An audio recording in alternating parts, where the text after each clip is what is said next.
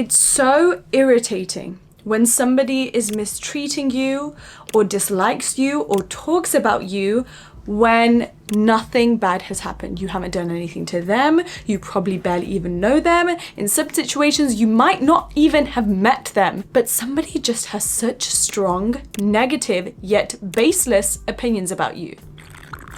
And you are so confused, just racking your brain trying to figure out a reason as to why this person can't just be normal with you. And a lot of the people in your life will tell you they're just jealous or they're just insecure. And in many cases, yes, that is probably true. However, I think it's too much of a generic and a basic answer. Most importantly, if you don't believe that this person is insecure and you don't see that in them, or you don't believe that they have anything to be jealous of, or you don't fully see how they would be jealous of you, you will not be able to get over it. And that's what this video is all about. Explaining to you all of the true and very deep reasons as to why people are always inevitably going to dislike you for no reason. Everybody on this planet is going to experience this at some point in their life, and this is why.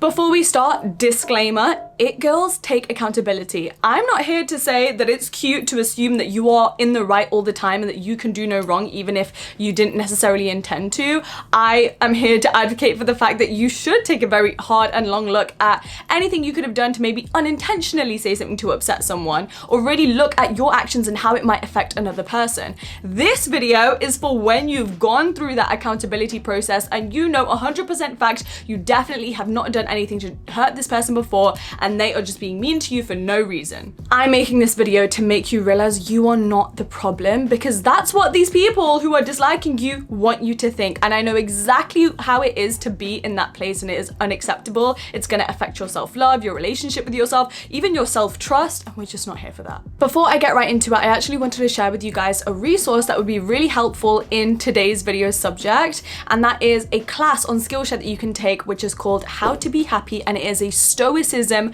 masterclass. I am such a fan of the Stoic mindset. I've read some books on it. I've done quite a bit of research on it. I actually wrote a newsletter on it quite a few months back. A big thank you to Skillshare, who are the sponsors of today's video. And it was thanks to them that I found this amazing class on Stoicism for any beginners out there that really want to be able to master this mindset. This class contains 15 lessons, and I absolutely love it because I think it gives you not only such a great overview, but it gets really deep into each topic and how to tackle inevitable experiences you're going to have in your life. For example, anger, dealing with discomfort, dealing with criticism, any difficulties you may find in love and relationships. It even has a whole lesson on journaling, which you guys know I love. Not to mention, this Skillshare class is actually really special because it comes with a bunch of free resources right underneath the class, which are loads of really helpful book recommendations that you guys can read to continue to level up. But also, the creators of this class made an entire Notion template, which is free for you to use, which is a daily journaling check-in template that you can actually do digitally. And I love that because it makes it so accessible for everybody to just get started practically straight away. And honestly, that just sums up Skillshare as a platform in itself. It is so helpful. It has thousands of creative classes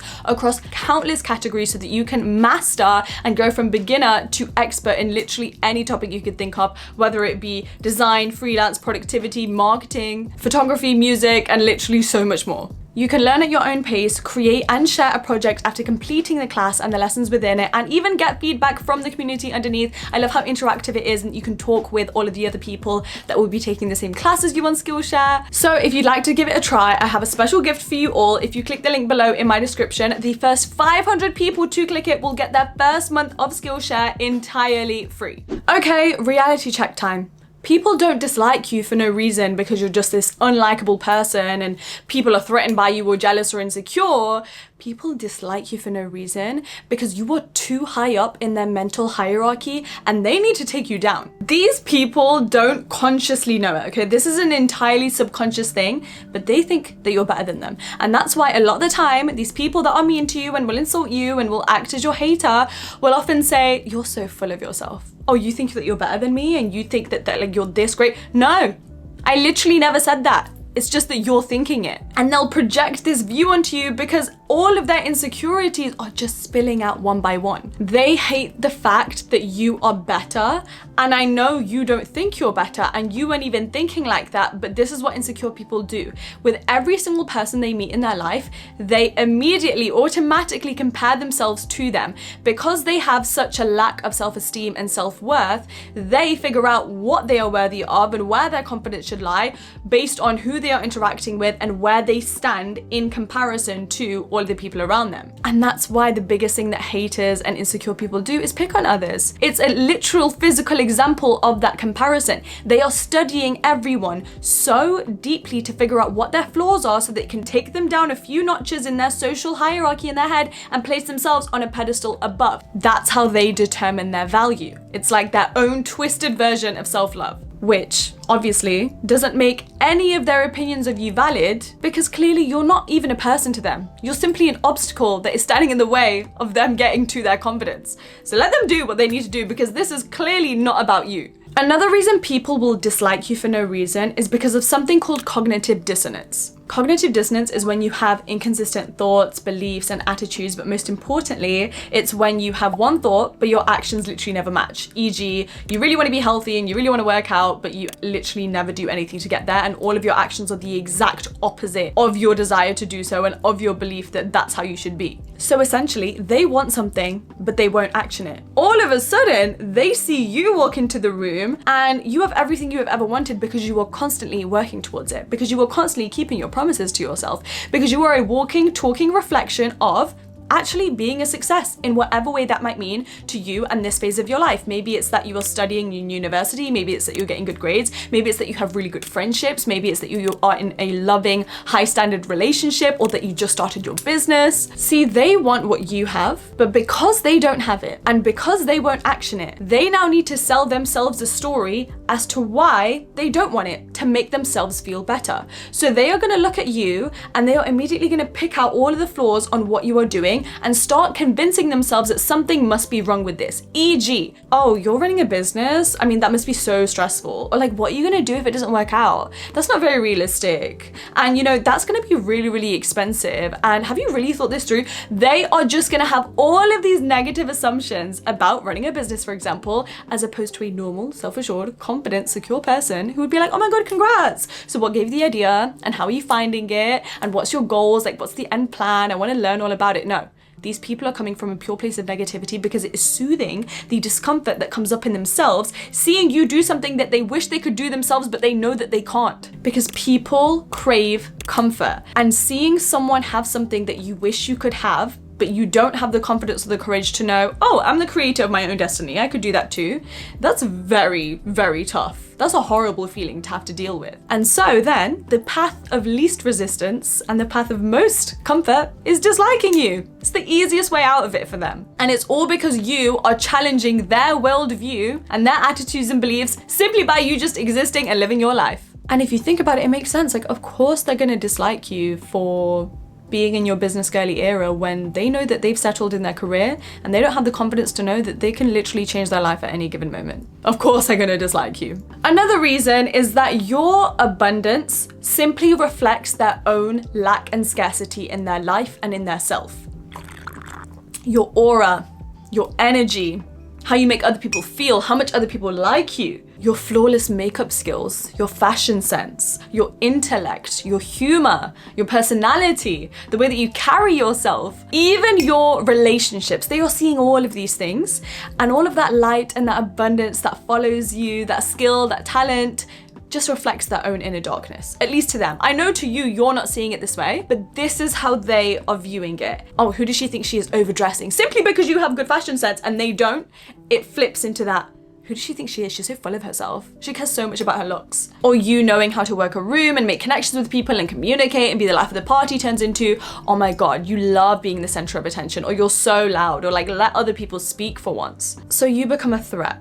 And they see all of this light that follows you. And so of course, immediately they're gonna dislike you, they're gonna ignore you, they are going to badmouth you because they know all of this. Just simply rejecting you by not even giving you the time of day or being a polite, respectful person makes you doubt yourself. Of course, if somebody is not treating you right, you're gonna think, wait, what have I done? Or what's going on here? And it's gonna make you feel a little bit unsure of yourself. They do that because they see you winning, and this is their way to just take you down a notch, just to make you lose a little bit, to make themselves feel better. And this links into my next point, probably the biggest point of the entire video, which is that it is not about you. We already established at the start of this video, we are gonna take accountability, we're gonna look at ourselves and think, have I actually done anything? No. In that case, how could it ever literally be about me? People are dealing with their own inner worlds that are so vast and complex. So no, it's not about you. It's simply about what you represent in the way that you live your life and in who you are. You might represent to them an issue or a situation that they have experienced in the past, and now you are the embodiment of that to them again. Just by you triggering a difficult memory for them or triggering an emotion with them, and you haven't done anything. You're literally just being yourself. And I'll give you an example. I once had somebody that was bad-mouthing me. I'd never met them and they knew nothing about me. And they were bad-mouthing me to people that I knew because I was an influencer. And at first I was offended, but then I realized, first of all, this isn't anything to do with me because you don't know me. You've literally never spoken to me. We've had no interaction whatsoever. You are bad-mouthing me because you have had a past interaction with a different influencer. Maybe you dated one, maybe you're friends with one, or you've gathered certain stereotypes or information about influencers in general online, or maybe you've seen an influencer get cancelled, and now you are taking all of that information and putting it onto me because you're going to class us all in the same category. And that links into another point, which is that these people are just simply limited, okay? True, self-aware, confident, secure people that work on themselves, that are smart, everybody's going to be triggered. That's just a normal part of human nature. Everybody's gonna get jealous sometimes as well. But these people that actually are open-minded and secure and loving, they're gonna turn that jealousy into inspiration, and they're gonna turn that trigger into questioning themselves, figuring out where it's coming from, and not projecting that onto you because they actually recognize and can take accountability and be like, oh, this is something that maybe I need to work on, but let me just be polite to this person and talk to them anyway. That's just a normal bare minimum way of being a nice person. Another example of what I'm talking about is I got hated on once by a bunch of people in university simply because I broke up with my boyfriend. Something that I'm well within my right to do. Nobody knew my valid reason for wanting to break up with this person, but so many people, primarily men, wanted to hate on me for this. Why? Because it reminds them of their own heartbreaks. It reminds them of their own experience with a girl who they thought, oh, she shouldn't have broke up with me, or she broke up my heart, and it brings up all of those feelings for them. It was never about you. They want to typecast you as the villain and as the heartbreaker because it's just easier for them to understand and easier for them to digest. I'll tell you an even better example. All of the drama between Selena Gomez and Hailey Bieber. Everybody that's commenting on social media has never met these two people in real life, has never had a conversation, has never experienced them in the flesh, does not actually know them, only knows paparazzi photos, other people's perceptions of them, little clips from interviews here and there. Nobody knows the full story. And so to engage in that drama, still not knowing anything, is crazy. Let's just think about that for a second. You know nothing, you've never met these people. How could you engage in this conversation? It's wild. But the reason that this is happening and the reason that there's such an uproar and that people are pitting two women against each other and people continue this conversation is because it relates back to our own experiences of Mean Girls, or of the guy that we love picking somebody else, or the guy that we're in a relationship with moving on so fast. Everything relates back to us. It relates back to an experience of maybe a girl that was jealous of you and maybe a girl that did try and take your life in your life. So now you're relating that to an experience where you literally have no evidence of that happening, you know, or your experience of waiting for a man to change and he didn't change for you, but he changed for somebody else. And this links into the next reason, which is projection. Projection is such an interesting one. And I think honestly, this is probably the most common reason as to why people dislike you, because again, this is on such a subconscious level. No one will actually admit that they do this because they simply don't realize it. And an example of projection and why that's going to cause someone to dislike you for no reason is if you got dressed up to go out for dinner with everybody and they're seeing you dressed up, and immediately that results in negative assumptions and perceptions and opinions about you. Why? because they were shamed for dressing up, or because they were taught as a child that they had to be smaller and that they had to fit in and that they couldn't dress in a certain way. Maybe they were body shamed, maybe they were bullied for their appearance, maybe they were taught and conditioned that hiding away and being simpler and smaller is a safer place to be.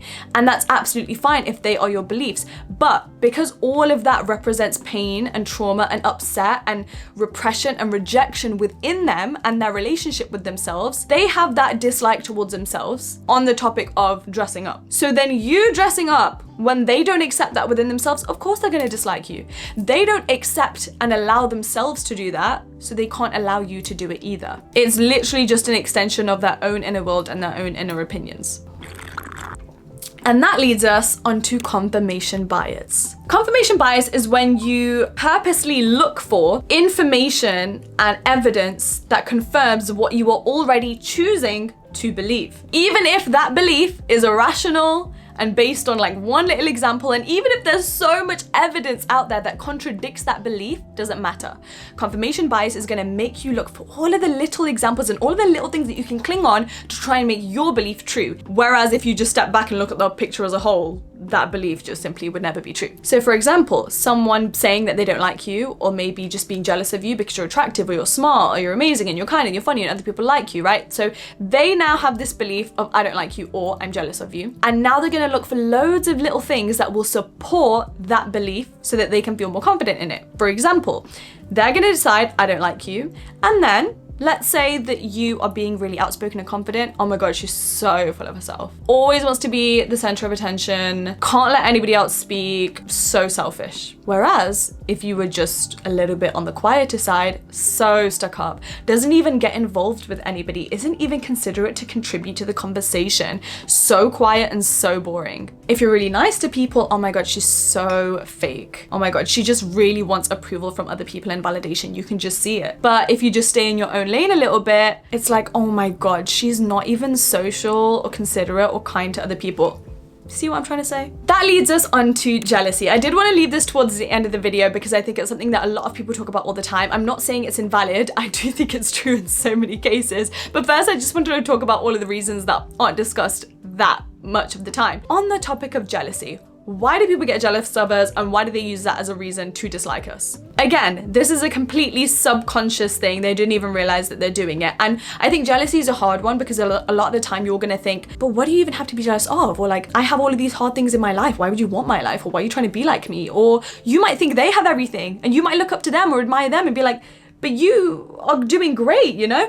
You're not gonna fully always understand why people are jealous of you, but that doesn't matter. How much they have and how much you have and whose struggle is who, irrelevant. So just take that out of your mind. Because jealousy is all down to somebody's self-perception and how they treat themselves, especially their self-worth. For example, if somebody's self-worth is tied to being the best looking woman in the room or having male attention, for example, you getting into a relationship before them, even if the rest of their life is perfect, is going to trigger their jealousy because that's how they choose their value and their worth inside. If their sense of identity is tied to being the most attractive and you've done your makeup and your hair so nice and you've got a brand new dress on, they are immediately going to be jealous. Not because you have everything and not because you're trying to outdo them, simply because even just one thing you're doing is directly threatening their self-image and their self-love and their relationship to themselves. And again, not your fault. This is something that you need to work on. Then we have the scarcity mindset. Now, I've spoken a lot before about scarcity versus abundance mindsets when it comes to success, manifestation, and business, and getting the work done, and believing in yourself, and lifting yourself up,